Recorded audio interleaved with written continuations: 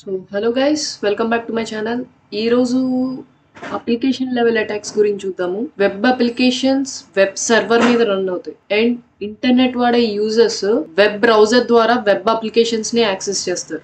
Web application కి best example చెప్పాలి అంటే online shopping sites, Amazon, Flipkart ఇంకా చాలా ఉన్నాయి కదా. ఇలాంటి ఆన్లైన్ షాపింగ్ సైట్స్ ని బెస్ట్ ఎగ్జాంపుల్ గా చెప్పుకోవచ్చు అనమాట. అటాకర్స్ ఏం చేస్తారంటే మలేషియస్ నెట్వర్క్ ప్యాకెట్స్ ని వెబ్ అప్లికేషన్స్ కి పంపిస్తారు. కాన్ఫిడెన్షియల్ ఇన్ఫర్మేషన్ ఏదైతే ఉందో దాన్ని దొంగలించడానికి వెబ్ షెల్ ని అంటే బ్యాక్ డోర్ ని అప్లోడ్ చేసి వెబ్సైట్స్ లో మలీషియస్ కోడ్ ని ఇంజెక్ట్ చేస్తారు. లెజిటిమేట్ యూజర్ కి ఇన్ఫెక్ట్ అవుతుంది. చాలా టైప్ ఆఫ్ అటాక్స్ ఉన్నాయి వెబ్ అప్లికేషన్ కి సంబంధించినవి.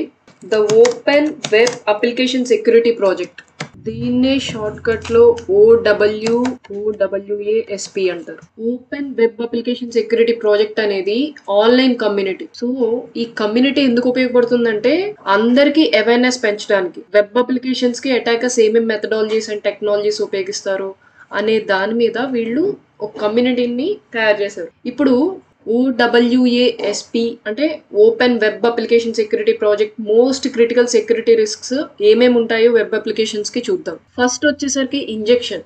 అటాకర్స్ వల్నరబుల్ అప్లికేషన్స్ కి మలీషియస్ SQL క్వైరీని, ఇందులో వల్నరబుల్ అప్లికేషన్ కి malicious SQL query and operating system command ని ఇంజెక్ట్ చేస్తారు. OS కమాండ్ ని ఇంజెక్ట్ చేస్తారనమాట. Proper input validation and sanitization of inputs లేకుండా ఈ మలేషియస్ రిక్వెస్ట్ అనేవి సర్వర్ ఆర్ వెబ్ అప్లికేషన్ కి సబ్మిట్ అయిపోతాయి అండ్ అటాకర్స్ కి అవుట్పుట్ ని ప్రొవైడ్ చేస్తాయి. వీటిని ఇంజెక్ట్ చేయడం వల్ల SQL query and OS command ని ఇంజెక్ట్ చేయడం వల్ల ఆ వెబ్సైట్ గానీ అప్లికేషన్ గానీ ఏమీ వాలిడేషన్ గానీ శానిటైజేషన్ గానీ చెయ్యవు. ఫర్ ఎగ్జాంపుల్ ఈ URL ని చూడండి. అటాకర్ OS కమాండ్ ని యాడ్ చేస్తాడు, cat etc password request end లో చూడండి. రిక్వెస్ట్ ఎండ్ లో అండ్ ఈ రిక్వెస్ట్ వల్నరబుల్ వెబ్ అప్లికేషన్స్ కి సెండ్ అవుతుంది అనమాట. అంటే ఒకవేళ వల్నరబుల్ అప్లికేషన్ ఎగ్జిక్యూట్ అయితే మొత్తం అందరి యూజర్ అకౌంట్స్ ఇన్ఫర్మేషన్ అటాకర్ కి రెస్పాన్స్ రూపంలో ఇచ్చేస్తుంది. సో దీనికి సెక్యూరిటీ అబ్జర్వేషన్స్ ఏం చూడాలి అనేది చూద్దాం ఇప్పుడు.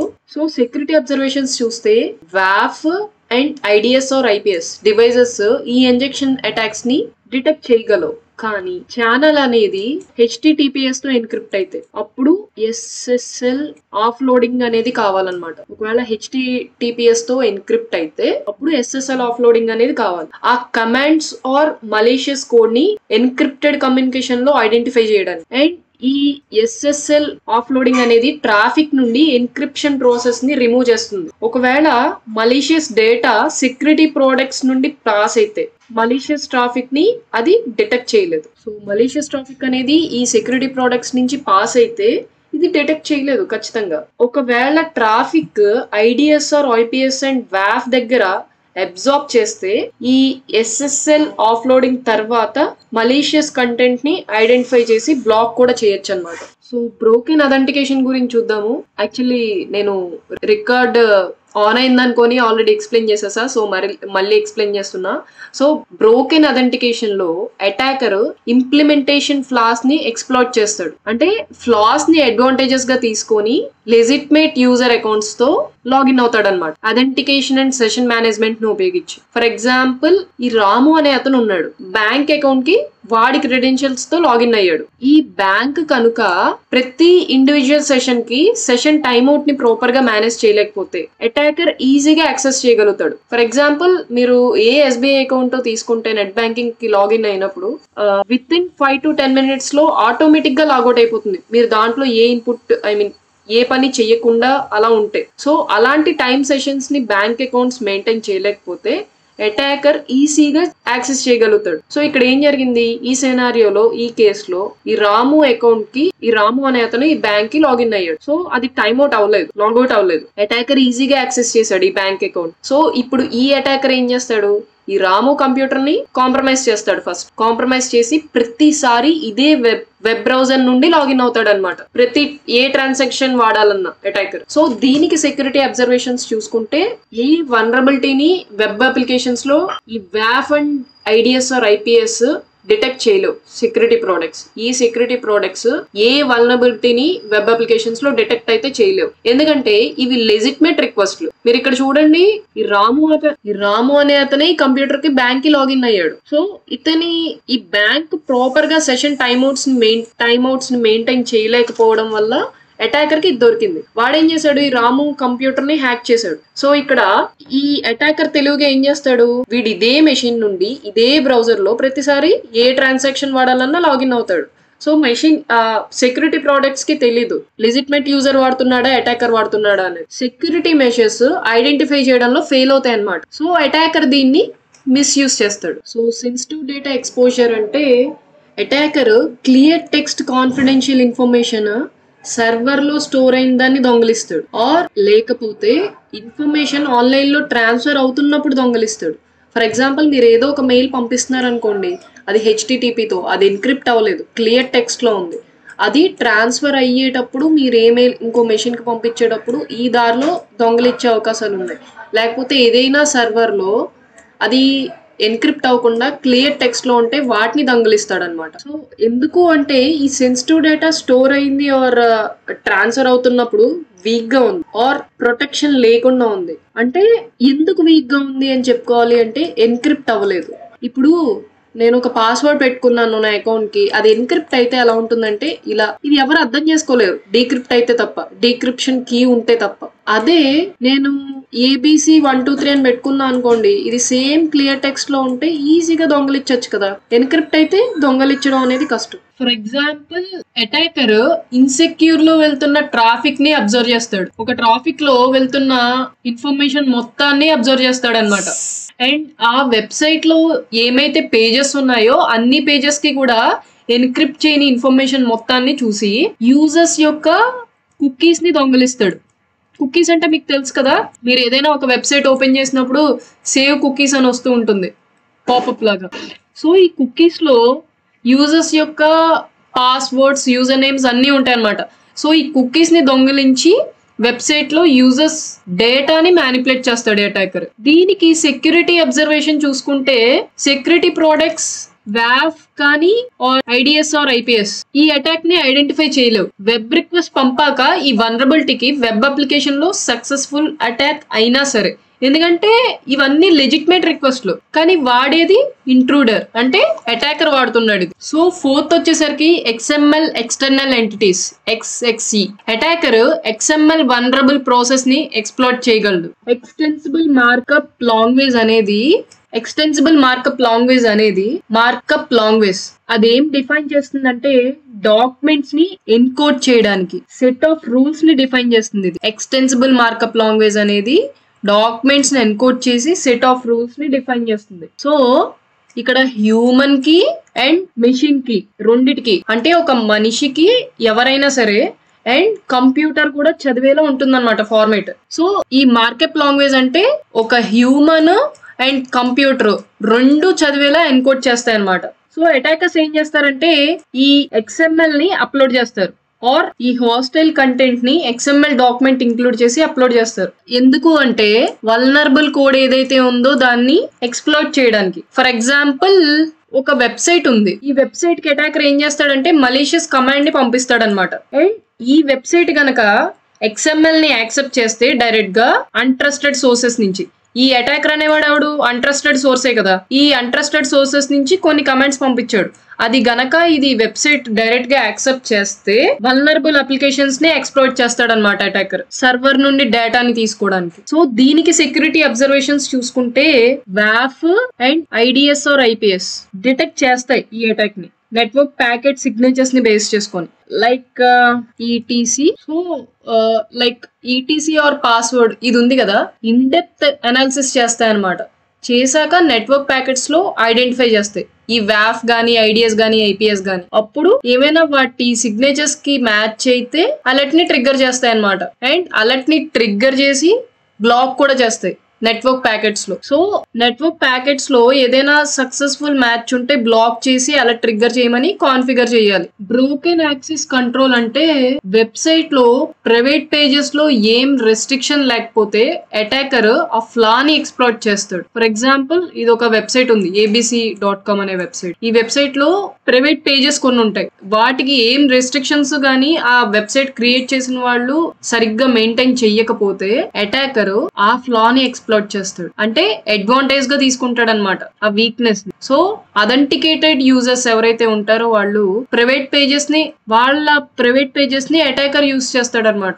అంటే వాళ్ళ పేజెస్ ని అటాకర్ యాక్సెస్ చేస్తాడు పబ్లిక్ నుండి అథెంటికేషన్ లేకుండా. ఫర్ ఎగ్జాంపుల్ ఈ URL చూడండి, ఇందులో కార్ట్ ఇన్ఫర్మేషన్ ని ప్రొవైడ్ చేస్తుంది యూజర్ ఫనీ అనే అతను. ఒకవేళ అటాకర్ బ్రౌజర్ లో సేమ్ URL ని యూజ్ చేస్తే, అంటే ఈ URL ని వాడి బ్రౌజర్ లో కూడా యూజ్ చేశాడు అనుకోండి, ఈ ఫనీ అనే అతని కార్ట్ లో అవైలబుల్ గా ఉన్న ఇన్ఫర్మేషన్ అంతా ఈ అటాకర్ కి తెలుస్తుంది అనమాట. సో వీడు కూడా ఇక్కడ చూస్తాడు, ఈ అటాకర్ కూడా సేమ్ ఇన్ఫర్మేషన్. సో ఇది ఏం జరిగింది, ఎవరి ఫాల్ట్ ఇది?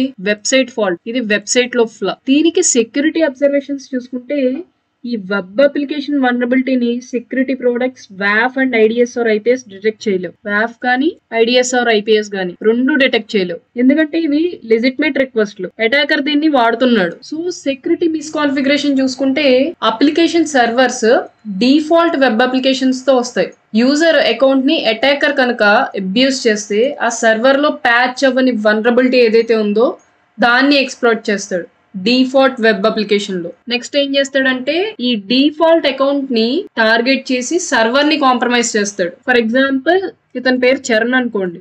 ఈ చరణ్ అనేవాడు ఏం చేశాడంటే అప్లికేషన్ సర్వర్ ని ఇన్స్టాల్ చేశాడు. ఇది అప్లికేషన్ సర్వర్. సో ఈ చరణ్ అనేవాడు ఈ అప్లికేషన్ సర్వర్ ని ఇన్స్టాల్ చేశాడు అండ్ డిఫాల్ట్ వెబ్ అప్లికేషన్ ని రిమూవ్ చేయడం మర్చిపోయాడు అనమాట. ఇన్స్టాల్ చేసినప్పుడు ఈ default web application servers automatic గా వస్తుంది కాబట్టి అది రిమూవ్ చేయాలి. And default account user name and password ని చేంజ్ చేయడం మర్చిపోయాడు. మీరు నెట్ బ్యాంకింగ్ తీసుకున్నారనుకోండి, కొత్తగా బ్యాంక్ వెళ్ళినప్పుడు మీకు ఒక ఫార్మేట్ ఇస్తారు, ఇలా ఎన్విలాప్. అందులో యూజర్ నేమ్ పాస్వర్డ్ ఉంటాయి. మీరు వన్స్ ఓపెన్ చేశాక ఫస్ట్ టైం యూజ్ చేసినప్పుడు చేంజ్ చేసుకోండి అని చెప్తాడు. అది చేంజ్ చేసుకోకుండా మీరు అలానే వాడారనుకోండి, ఈజీగా ఎవరైనా ఓపెన్ చేయొచ్చు అనమాట. అండ్ అలానే సర్వర్ ప్రొడక్షన్ ఎన్విరాన్మెంట్ లోకి మూవ్ అయినప్పుడు, అంటే ఆ సర్వర్ ని వాడుతున్నారు, డెవలప్మెంట్ లో ఉన్నప్పుడు ఇవన్నీ చెయ్యాలి. ఇది డిఫాల్ట్ వచ్చినవి మార్చడం, ఇవన్నీ చేశాక అప్పుడు ప్రొడక్షన్ లోకి వదలాలి. వన్స్ ప్రొడక్షన్ ఎన్విరాన్మెంట్ లోకి వచ్చాక ఒకవేళ attacker default account user name and password ని యూజ్ చేస్తే అప్లికేషన్ లాగిన్ అవడానికి లాగిన్ అయిపోతాడు ఈజీగా, ఎందుకంటే మిస్కాన్ఫిగరేషన్ జరిగింది ఇక్కడ. సో అటాకర్ అప్లికేషన్ ని లేదా మొత్తం సర్వర్ ని కాంప్రమైజ్ చేస్తాడు. సో దీనికి సెక్యూరిటీ అబ్జర్వేషన్స్ ఏముంటాయి, WAF and IDS or IPS authenticated related detect చేస్తాయి. Like brute force attack, web application మీద బ్రూట్ ఫోర్స్ అటాక్ జరిగితే అదొకటి, లేకపోతే వల్నరబిలిటీ ఎక్స్ప్లాయిటేషన్ వెబ్ అప్లికేషన్ లో, ఇలాంటివి డిటెక్ట్ చేస్తాయి. ఏదైనా మిస్కాన్ఫిగరేషన్ ఎక్స్ప్లాయిటేషన్ ని మాత్రం సెక్యూరిటీ ప్రొడక్ట్స్ డిటెక్ట్ చేయలేవు. కొన్ని కేసెస్ లో ఏమవుతుందంటే థ్రెట్ ని డిటెక్ట్ చేయడానికి ఏ రూల్ అవైలబుల్ గా ఉండదు అనమాట. క్రాస్ సైట్ స్క్రిప్టింగ్ అంటే ఏంటో చూద్దాం ఇప్పుడు. ఒకవేళ వెబ్ అప్లికేషన్ యూజర్ సప్లై చేసిన డేటాని కరెక్ట్ గా వ్యాలిడేటింగ్ ఆర్ శానిటైజింగ్ చేయలేకపోతే, ఫర్ ఎగ్జాంపుల్ యూజర్ ఏదో ఒక యూజర్ ఐడి ఆర్ పాస్వర్డ్ ఒక వెబ్ అప్లికేషన్ లో ఒక వెబ్సైట్ కి లాగిన్ అవడానికి ఇచ్చాడు అనుకోండి, దాన్ని ఆ వెబ్సైట్ కరెక్ట్ గా చెక్ చేయాలి, వ్యాలిడేట్ చేయాలి. అది ఒకవేళ చేయలేకపోతే అటాకర్స్ ని కూడా అలౌ చేస్తుంది అది. సో అటాకర్స్ ఏం చేస్తారు, అలౌ చేసినప్పుడు కోడ్ ఆర్ స్క్రిప్ట్ ని ఎగ్జిక్యూట్ చేస్తారనమాట విక్టిమ్స్ బ్రౌజర్ లో. ఎలా అంటే విక్టిమ్స్ బ్రౌజర్ లో HTML కోడ్ గానీ లేకపోతే జావా స్క్రిప్ట్ గానీ సర్వర్ లో ఇంజెక్ట్ చేస్తారనమాట. సో ఈ అటాక్ ఏం చేస్తుందంటే యూజర్ సెషన్స్ ని హైజాక్ చేస్తుంది. యూజర్ ఒక వెబ్సైట్ లోకి వెళ్తే ఆ వెబ్సైట్ మలీషియస్ వెబ్సైట్ లోకి రీడైరెక్ట్ చేస్తుంది అనమాట.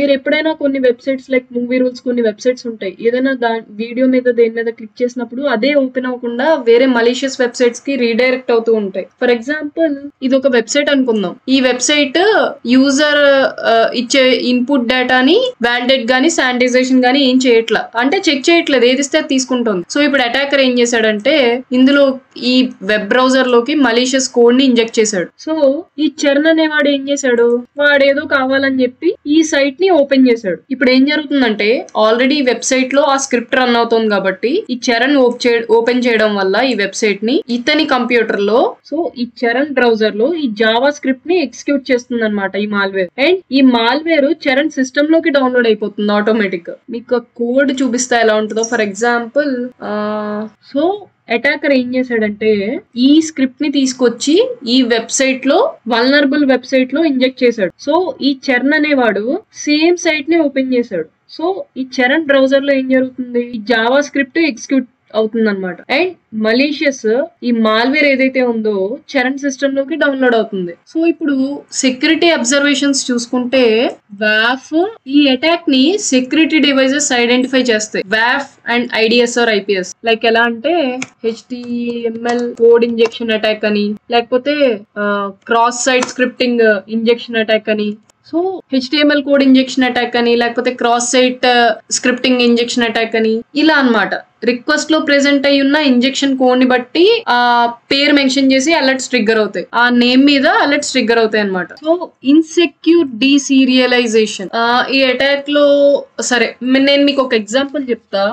జస్ట్ ఇమాజిన్ చేసుకోండి, మీరు ఒక పేపర్ లో సీక్రెట్ మెసేజ్ రాసి పెట్టుకున్నారు సేఫ్ గా సెండ్ చేయడానికి. ఆ పేపర్ ని మడత పెట్టి బాక్స్ లో పెట్టారు. ఇది సీరియలైజేషన్ అన్నమాట. ఈ పేపర్ లో సీక్రెట్ మెసేజ్ రాసి ఆ సీక్రెట్ మెసేజ్ ని ఒక బాక్స్ లో పెట్టారు. ఇది సీరియలైజేషన్ అవుతుంది. ఈ బాక్స్ వేరే ఎవరో బాక్స్ రిసీవ్ చేసుకొని వాళ్ళు పేపర్ ఓపెన్ చేసి మెసేజ్ చదివేశారు అనుకోండి, అప్పుడు డీసీరియలైజేషన్ అవుతుంది అనమాట. సో ఇన్సెక్యూర్ డీసీరియలైజేషన్ అంటే ఏంటంటే అటాకర్ ఆ బాక్స్ ని మీకన్నా ముందు ట్యాంపర్ చేస్తాడనమాట. సో అటాకర్ ఆ మెసేజెస్ ని రీప్లేస్ చేస్తాడు ట్రిక్ చేయడానికి. ఇందులో ఉన్న సీక్రెట్ పేపర్ ఏదైతే ఉందో దాన్ని ఓపెన్ చేసేసి దాంట్లో మెసేజెస్ ని రీప్లేస్ చేసేస్తాడు. అండ్ ఆ పేపర్ ని స్పెషల్ గా ఫోల్డ్ చేసి బాక్స్ లో పెడతాడు. మళ్ళీ లైక్ మీ మెసేజెస్ వాళ్ళకి డిసేపియర్ అయ్యేలాగనమాట. అంటే ఫర్ ఎగ్జాంపుల్ వాడు ఎవరైతే ఒరిజినల్ వాళ్ళు బాక్స్ రిసీవ్ చేసుకున్నాక పేపర్ ఓపెన్ చేద్దాం అని ట్రై చేస్తారు. ఓపెన్ చేశాక దానంతట అదే ఆటోమేటిక్ గా చిరిగిపోతుంది. అక్కడ మెయిన్ మ్యాటర్ ఏదైతే ఉంటుందో అది మొత్తం పోతుంది అనమాట.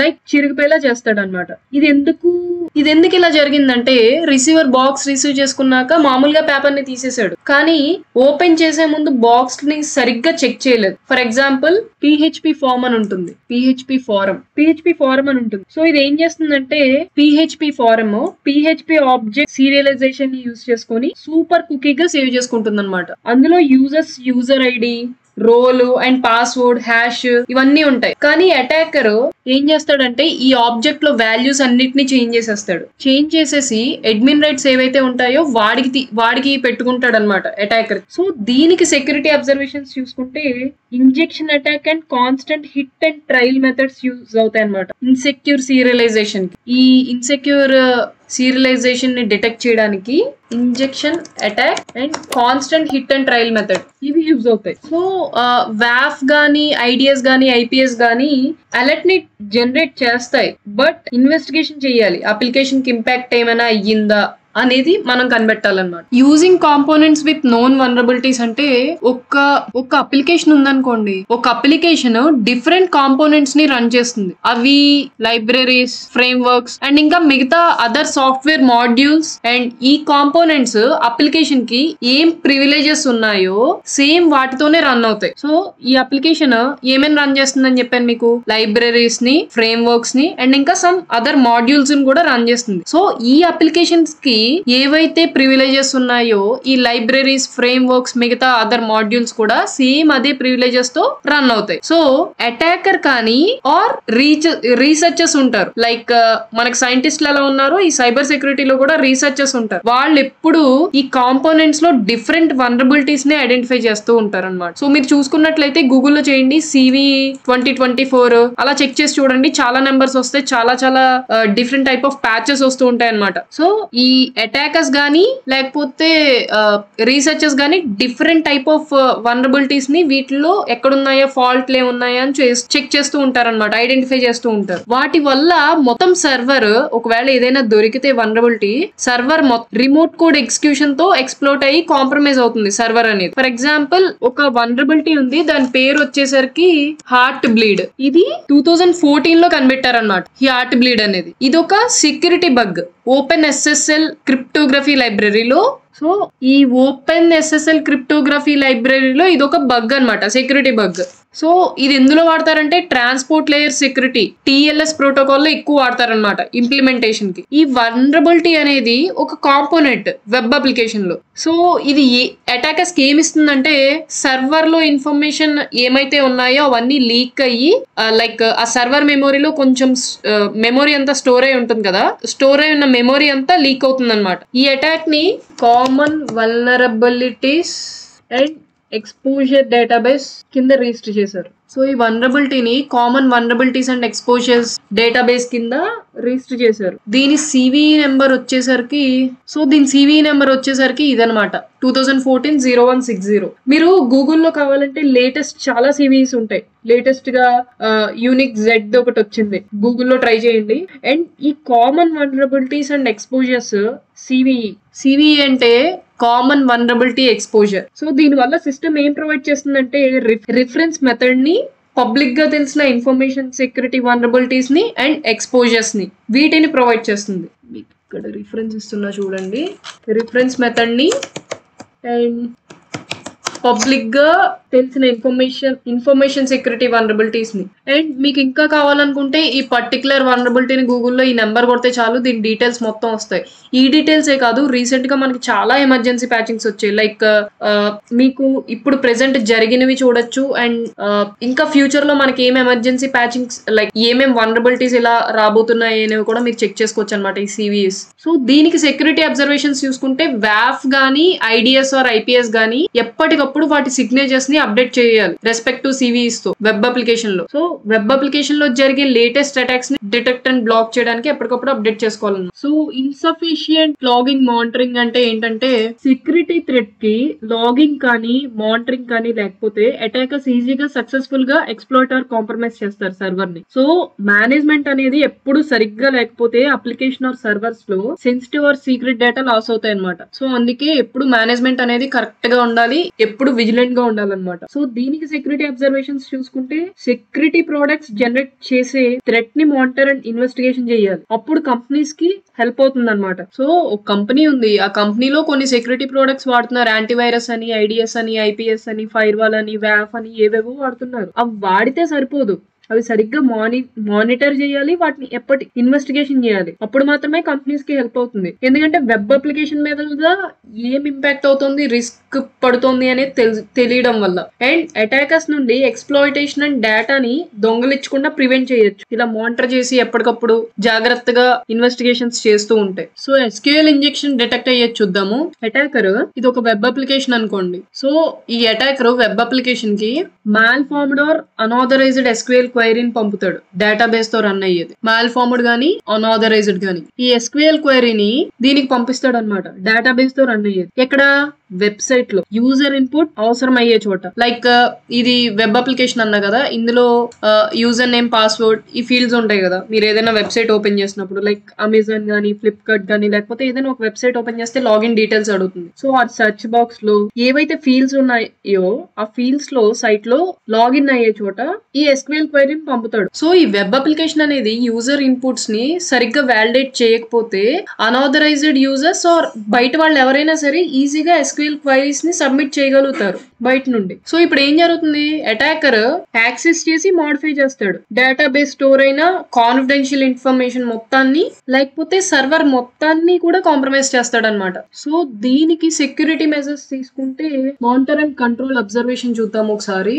సో ఫైర్ వాల్ ఇందులో ఎలాంటి సిగ్నేచర్స్ ఉండవు SQL ఇంజెక్షన్ అటాక్ ని డిటెక్ట్ చేయడానికి. కానీ మీరు ఇక్కడ గుర్తు పెట్టుకోవాల్సింది ఏంటంటే నెక్స్ట్ జనరేషన్ ఫైర్ వాల్ అనేది ఎడిషనల్ IPS మాడ్యూల్ అనమాట, ఇటువంటి టైప్ ఆఫ్ వల్నరబిలిటీస్ ని డిటెక్ట్ అండ్ బ్లాక్ చేయడానికి. అండ్ నెక్స్ట్ WAF, ఇందులో మానిటర్ లో WAF ని స్పెషల్ గా ఎందుకు డిజైన్ చేశారంటే వెబ్ అప్లికేషన్ అటాక్ ని ఐడెంటిఫై చేసి కంట్రోల్ చేయడానికి అండ్ అటాకర్ చేసే ప్రతి సక్సెస్ఫుల్ అటెంప్ట్ కి అలర్ట్ ట్రిగ్గర్ చేయడానికి. సో WAF లాగ్స్ లో SQL రిలేటెడ్ సిగ్నేచర్స్ ట్రిగ్గర్ అయినవి చూడాలన్నమాట. అండ్ ఇందులో కంట్రోల్ వచ్చేసరికి సిగ్నేచర్స్ ని ఎలా కాన్ఫిగర్ చేయాలి అంటే ట్రాఫిక్ ఆర్ నెట్వర్క్ ప్యాకెట్స్ లో సక్సెస్ఫుల్ మ్యాచ్ ఉంటే బ్లాక్ చేయమని కాన్ఫిగర్ చేయాలి. And next IDS or IPS తీసుకుంటే ఇందులో మానిటర్ లో IDS ఆర్ IPS లో SQL injection related signatures trigger అయినవి చూడాలన్నమాట. అండ్ కంట్రోల్ వచ్చేసరికి ఇక్కడ కూడా సిగ్నేచర్స్ ని ట్రాఫిక్ ఆర్ నెట్వర్క్ ప్యాకెట్స్ లో సక్సెస్ఫుల్ మ్యాచ్ ఉంటే బ్లాక్ చేయమని కాన్ఫిగర్ చేయాలి. నెక్స్ట్ టార్గెట్ సర్వర్, ఒకవేళ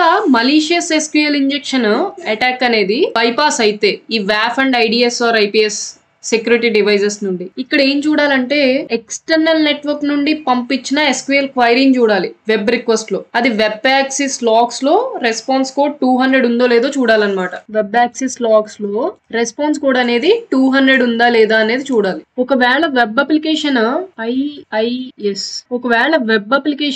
IIS వెబ్ సర్వర్, ఇది విండోస్ లో వాడతారు. సో ఈ IIS వెబ్ సర్వర్ తో రన్ అయితే IIS వెబ్ యాక్సిస్ లాగ్స్ ని చెక్ చేయాలన్నమాట. Or else Apache web server అనుకోండి, ఇది లైనక్స్ లో వాడతారు. Web application Apache web server తో రన్ అయితే మెన్షన్ చేసిన పాత్ ఏదైతే అందులో వేర్ లాగ్, ఇందులో access.log ని చూడాలి. సో ఈ పాత్ లో దీన్ని చెక్ చేయాలన్నమాట, access.log. అండ్ దీనికి కంట్రోల్ వచ్చేసరికి మెషిన్స్ ని ఎప్పటికప్పుడు అప్డేట్ చేస్తూ ఉండాలి లేటెస్ట్ ప్యాచెస్ తో సర్వర్ ఆర్ అప్లికేషన్ లో. అండ్ వెబ్ అప్లికేషన్ ఎలా డిజైన్ చేయాలంటే యూజర్ ఏదైనా ఇన్పుట్ ఇచ్చినప్పుడు అది ప్రాపర్ వ్యాలిడేషన్ అండ్ శానిటైజేషన్ చేసి మాత్రమే యూజర్ ఇన్పుట్ ని సబ్మిట్ చేసేలాగా బిల్డ్ చేయాలి వెబ్ అప్లికేషన్ తయారు చేసేటప్పుడు. ఆ తర్వాత మాత్రమే ప్రొడక్షన్ లోకి వదలాలి దాన్ని చెక్ చేసి మొత్తం. అండ్ ఇంకా యాంటీవైరస్ వచ్చేసరికి దీనికి సిగ్నేచర్స్ ఏం లేవు SQL ఇంజెక్షన్ అటాక్ ని డిటెక్ట్ చేయడానికి వెబ్ అప్లికేషన్ లో. కమాండ్ షెల్ ఇంజెక్షన్ డిటెక్టెడ్, ఇందులో ఏంటంటే అటాకర్ ఈ ఆర్బిటరీ కమాండ్స్ ని ఇంజెక్ట్ చేస్తాడు వెబ్ సర్వర్ ఆపరేటింగ్ సిస్టమ్ లో వెబ్ అప్లికేషన్ లో ఉన్న వల్నరబుల్ ద్వారా. ఇది ఒక వెబ్ అప్లికేషన్ అనుకోండి, దీనిలో ఒక వల్నరబుల్ ఉంది,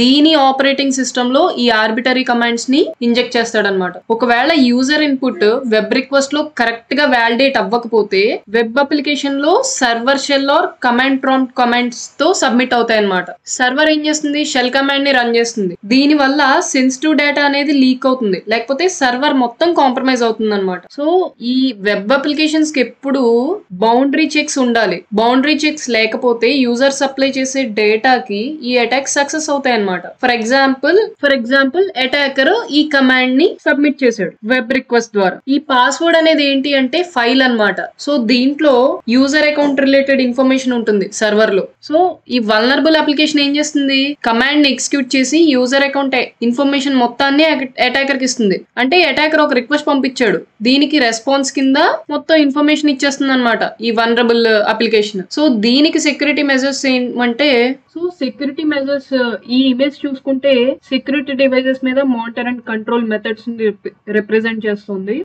సో నెట్వర్క్ లో command injection attack malicious packet pass అయితే. సో ఫైర్ వాల్ వచ్చేసరికి దీనిలో సిగ్నేచర్స్ ఏం లేవు వెబ్ అప్లికేషన్ లో కమాండ్ ఇంజెక్షన్ అటాక్ ని డిటెక్ట్ చేయడానికి. అండ్ WAF చూసుకున్నట్లయితే మీకు ఇందాక చెప్పినట్టే WAF ని ప్రత్యేకంగా డిజైన్ చేశారు ఈ వెబ్ అప్లికేషన్ అటాక్స్ కి. అటాకర్ చేసే ప్రతి సక్సెస్ఫుల్ అటెంప్ట్ కి అలర్ట్ ట్రిగ్గర్ చేయడానికి. సో ఇందులో command injection related signatures WAF generate చేసేవి చూడాలన్నమాట. ఫర్ ఎగ్జాంపుల్ సెన్సిటివ్ ఇన్ఫర్మేషన్ ని యాక్సెస్ చేయడం అనమాట, ఈ ETCR షాడో అని, లేకపోతే ఇంకా ETC పాస్వర్డ్. సో ఈ సెన్సిటివ్ ఇన్ఫర్మేషన్ ని యాక్సెస్ చేయడం అనమాట ఈ కమాండ్స్ ఏంటి అంటే. అండ్ ఈ కమాండ్స్ ని దేనికి ఉపయోగిస్తారంటే స్క్రిప్ట్ ని ఆర్ కోడ్ ని ఆర్ ఫైల్ ని డౌన్లోడ్ చేయడానికి ఇంటర్నెట్ నుండి. మీకు ఎన్యూమరేషన్ కమాండ్స్ కొన్ని తెలిసి ఉండాలి. ఎన్యూమరేషన్ కమాండ్స్ అంటారు వీటిని. Net user, host name, who am I, IP config, ఇలా ఉంటాయి అన్నమాట. So enumeration related OS commands ని యాక్సెస్ చేస్తారు. సో దీనికి కంట్రోల్ వచ్చేసరికి సిగ్నేచర్స్ ఖచ్చితంగా బ్లాక్ చేసేలా కాన్ఫిగర్ చేయాలి. ట్రాఫిక్ ఆర్ నెట్వర్క్ ప్యాకెట్స్ ని సక్సెస్ఫుల్ మ్యాచ్ ఉంటే. అండ్ ఇంకా ఐడిఎస్ ఆర్ ఐపీఎస్ తీసుకుంటే మానిటర్ లో కమాండ్ ఇంజెక్షన్ రిలేటెడ్ సిగ్నేచర్స్ ని చూడాలి ఐడిఎస్ ఆర్ ఐపీఎస్ లో ట్రిగ్గర్ అయినవి. ఫర్ ఎగ్జాంపుల్ సేమ్ ఇందాకలానే సెన్సిటివ్ ఇన్ఫర్మేషన్ ని యాక్సెస్ చేయడం, లైక్ ఇక్కడ చెప్పినట్టు ఈటీసీ, షాడో, పాస్వర్డ్ ఇలాంటివి చూడాలన్నమాట. సో ఇవి ఎందుకు వాడతారంటే script or code or file ని డౌన్లోడ్ చేయడానికి వాడతారు. అండ్ కమాండ్ ఎన్యూమరేషన్ రిలేటెడ్ వాటిని కూడా చెక్ చేయాలన్నమాట వీటిని. సో దీనికి కంట్రోల్ వచ్చేసరికి సిగ్నేచర్స్ ని ఖచ్చితంగా బ్లాక్ చేయాలి, కాన్ఫిగర్ చేయాలి. సిగ్నేచర్స్ ని ఖచ్చితంగా ఎలా కాన్ఫిగర్ చేయాలంటే ట్రాఫిక్ ఆర్ నెట్వర్క్ ప్యాకెట్స్ ని సక్సెస్ఫుల్ మ్యాచ్ ఉంటే బ్లాక్ చేయమని. సో మోస్ట్లీ అన్నిటికీ కంట్రోల్ అనేది ఒకలానే ఉంటుంది, బట్ కాన్ఫిగర్ చేయడం మాత్రం ఇంపార్టెంట్ అనమాట. అండ్ ఇంకా సర్వర్ వచ్చేసరికి ఒకవేళ కమాండ్ ఇంజెక్షన్ అటాక్ ఎస్కేప్ అయితే ఈ వ్యాఫ్ and IDS or IPS security devices నుండి ఈ రెండింటి నుండి బైపాస్ అయితే వెబ్ యాక్సెస్ లాగ్స్ లో వెబ్ రిక్వెస్ట్ కమాండ్స్ ని చూడాలి ఎక్స్టర్నల్ నెట్వర్క్ నుండి వచ్చినవి. మీకు ఇందాక చెప్పినట్లే ఐఏఎస్ వెబ్ సర్వర్ అంటే విండోస్ లో వాడతారు, అపాచీ అయితే లైనక్స్ లో వాడతారని చెప్పాను కదా, సేమ్ ఇందాకలానే ఇక్కడ కూడా అనమాట. So web application IAS web server తో రన్ అయితే window web access logs check చేయాలి దీనికి. ఒకవేళ అపాచీ వెబ్ సర్వర్ తో రన్ అయితే మెన్షన్ చేసిన ఫైల్ పాత్ ఉంది కదా, దీంట్లో access.log ని చెక్ చేయాలన్నమాట. సో దీనికి కంట్రోల్ వచ్చేసరికి మెషిన్స్ ని ఎప్పటికప్పుడు లేటెస్ట్ ప్యాచెస్ తో అప్డేట్ చేయాలి సర్వర్ ఆర్ అప్లికేషన్ లో. అండ్ సేమ్ ఇందాకలానే వెబ్ అప్లికేషన్స్ ని యూజర్ ఇన్పుట్ సరిగ్గా వ్యాలిడేట్ అండ్ శానిటైజేషన్ చేసేలా బిల్డ్ చేయాలన్నమాట. లాస్ట్ యాంటీవైరస్ వచ్చేసరికి దీంట్లో ఏం సిగ్నేచర్స్ లేవన్నమాట కమాండ్ ఇంజెక్షన్ అటాక్ ని డిటెక్ట్ చేయడానికి వెబ్ అప్లికేషన్ లో. సో ఎక్స్ఎస్ఎస్ అటాక్ డిటెక్టెడ్ అంటే అసలు ఎక్స్ఎస్ఎస్ అంటే ఏంటి అంటే క్రాస్ సైట్ స్క్రిప్టింగ్. సో దీన్ని క్రాస్ సైట్ స్క్రిప్టింగ్ అటాక్ అంటారనమాట. అటాకరు ఇదొక వెబ్సైట్ అనుకోండి, మలేషియస్ స్క్రిప్టింగ్ గానీ కోడ్ ని గానీ కమెంట్ బాక్స్ లో గానీ సబ్మిట్ బాక్స్ లో గానీ వెబ్సైట్ లో ఏది అవైలబుల్ గా ఉంటే అందులో సబ్మిట్ చేస్తాడనమాట. సబ్మిట్ బాక్స్ లో వెబ్సైట్ లో ఏది అవైలబుల్ గా ఉంటే అందులో ఆ పర్టికులర్ వనరబుల్ అప్లికేషన్ లో సబ్మిట్ చేస్తాడనమాట. సో ఇందులో ఆల్రెడీ ఇప్పుడు ఆ స్క్రిప్ట్ రన్ అవుతుంది ఈ వెబ్సైట్ లో. సో ఇతను ఒక యూజర్, ఎవరైనా యూజర్ ఈ పర్టికులర్ వెబ్సైట్ ని విజిట్ చేస్తే అటాకర్ ఆల్రెడీ అందులో కోడ్ ని సబ్మిట్ చేశాడు కాబట్టి ఆ మలేషియస్ స్క్రిప్ట్ క్లయింట్ బ్రౌజర్ లో లోడ్ అవుతుంది అనమాట. దాని బ్రౌజర్ లో లోడ్ అవుతుంది. సో తర్వాత ఏం చేస్తుంది, దాని పని అది చేసుకుంటుంది అనమాట. లైక్ కుకీస్ ని దొంగలించడం, మాల్వేర్ ని ఇన్స్టాల్ చేయడం, వెబ్ క్యామ్ ని యాక్సెస్ చేయడం అలా అనమాట. సో దీనికి సెక్యూరిటీ మెజర్స్ ఏమున్నాయి చూద్దాం ఇప్పుడు. సో సెక్యూరిటీ మెజర్స్ చూస్తే ఈ ఇమేజ్ సేమ్ ప్రీవియస్ 2 అటాక్స్ లానే ఉంటాయి సెక్యూరిటీ మెజర్స్ అనేవి. ఫైర్ వాల్ చూసుకున్నట్లయితే దీంట్లో సిగ్నేచర్స్ ఏం లేవు cross site scripting injection attack ని డిటెక్ట్ చేయడానికి. అండ్ వ్యాఫ్ వచ్చేసరికి ఎక్స్ఎస్ఎస్ రిలేటెడ్ సిగ్నేచర్స్ ట్రిగ్గర్ అయినవి చూడాలి వ్యాఫ్ లో. అండ్ కంట్రోల్ వచ్చేసరికి సక్సెస్ఫుల్ మ్యాచ్ ఉంటే ట్రాఫిక్ ఆర్ నెట్వర్క్ ప్యాకెట్స్ ని బ్లాక్ చేయాలి, లైక్ బ్లాక్ అయ్యేలా కాన్ఫిగర్ చేయాలన్నమాట. అండ్ ఇంకా IDS IPS related signatures trigger అయినవి చూడాలన్నమాట ఐడిఎస్ ఆర్ ఐపీఎస్ లో. అండ్ కంట్రోల్ వచ్చేసరికి సేమ్ సక్సెస్ఫుల్ మ్యాచ్ ఉంటే ట్రాఫిక్ ఆర్ నెట్వర్క్ ప్యాకెట్స్ ని బ్లాక్ చేయాలి, బ్లాక్ అయ్యేలా కాన్ఫిగర్ చేయాలన్నమాట. అండ్ ఇంకా టార్గెట్ సర్వర్ చూసుకుంటే క్రాస్ సైట్ స్క్రిప్టింగ్ అలర్ట్ వ్యాఫ్ and IDS or IPS security devices ని బైపాస్ చేస్తే, ఈ రెండింటిని బైపాస్ చేస్తే వెబ్ యాక్సెస్ లాగ్స్ లో స్క్రిప్ట్ కానీ ఆర్ మలేషియస్ కోడ్ కానీ ఇంజెక్ట్ అయిన వెబ్ రిక్వెస్ట్ ని చూడాలి ఎక్స్టర్నల్ నెట్వర్క్ నుండి. సో దీనికి కూడా టార్గెట్ ప్రీవియస్ దానిలోనే సేమ్ అనమాట. ఒకవేళ web application IAS web server తో రన్ అయితే విండోస్, సో ఐఏఎస్ అనేది విండోస్ లో రన్ అవుతుంది కాబట్టి వెబ్ యాక్సెస్ లాగ్స్ చెక్ చేయాలి.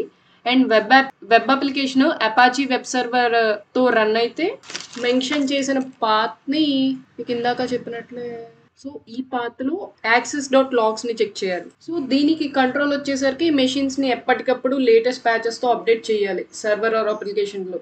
అండ్ సేమ్ ఇందాకలానే వెబ్ అప్లికేషన్స్ ని యూజర్ ఇన్పుట్ సరిగ్గా వ్యాలిడేట్ అండ్ శానిటైజేషన్ చేసేలా బిల్డ్ చేయాలన్నమాట. అండ్ ఇంకా యాంటీవైరస్ వచ్చేసరికి దీంట్లో ఏం సిగ్నేచర్స్ లేవు so cross site scripting attack ని డిటెక్ట్ చేయడానికి వెబ్ అప్లికేషన్ లో. సో ఇక్కడ వరకు అయితే వెబ్ అప్లికేషన్ గురించి మొత్తం టాపిక్ అయిపోయింది. అండ్ నెక్స్ట్ వీడియోలో యూజర్ లెవెల్ అటాక్స్ చూద్దాము. సో ఈ వీడియోని మీ ఫ్రెండ్స్ అండ్ ఎవరైతే సైబర్ సెక్యూరిటీ రిలేటెడ్ ఉన్నారో ఆర్ దీని మీద చదువుతున్నారో వాళ్ళందరికీ షేర్ చేయండి. Thank you guys.